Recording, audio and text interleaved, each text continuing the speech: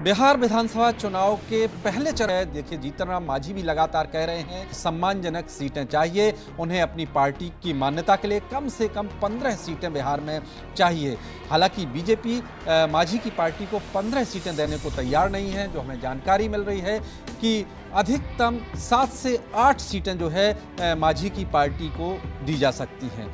तीसरा जो घटक दल है एनडीए का उपेंद्र कुशवाहा की पार्टी। उपेंद्र कुशवाहा पिछले विधानसभा चुनाव में उन्होंने अपनी पार्टी को जेडीयू के साथ मर्ज कर दिया था। 2020 का विधानसभा चुनाव जेडीयू के साथ मिलकर लड़ा था, जिसमें उन्होंने अपनी पार्टी मर्ज कर दी थी। हालांकि जब वो जेडीयू से फिर से अलग हुए तो उपेंद्र कुशवाहा के साथ कोई विधायक नहीं था। उपेंद्र कुशवाहा फिर से सांसद बने हैं और बीजेपी और जेडीयू जो दो बड़े घटक दल हैं, वो बीजेपी 102 सीट पे और जेडीयू 103 सीट पे, इसमें 1-2 सीटें आगे पीछे हो सकती हैं।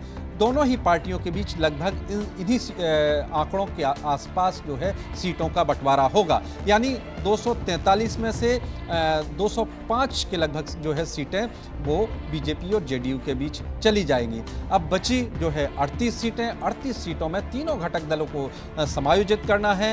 यदि इसमें एलजेपी को 22 सीटें देते हैं तो बाकी जो बची सीटें हैं, आप ये मान के चलिए कि 8 और 6 लगभग 14 सीटें, उनमें से दोनों जो दूसरी पार्टियां हैं उपेंद्र कुशवाहा और जीतन राम मांझी, तो 7-7 सीटें उनको दी जा सकती हैं। यदि चिराग पासवान की सीटें और बढ़ती हैं, वो 25 सीटें लेते हैं, तो दूसरे जो घटक दल हैं उनकी सीटें भी कम हो सकती हैं। सबसे महत्वपूर्ण बात यह है कि चिराग पासवान जो बीजेपी के समक्ष मांग रख रहे थे, उनका ये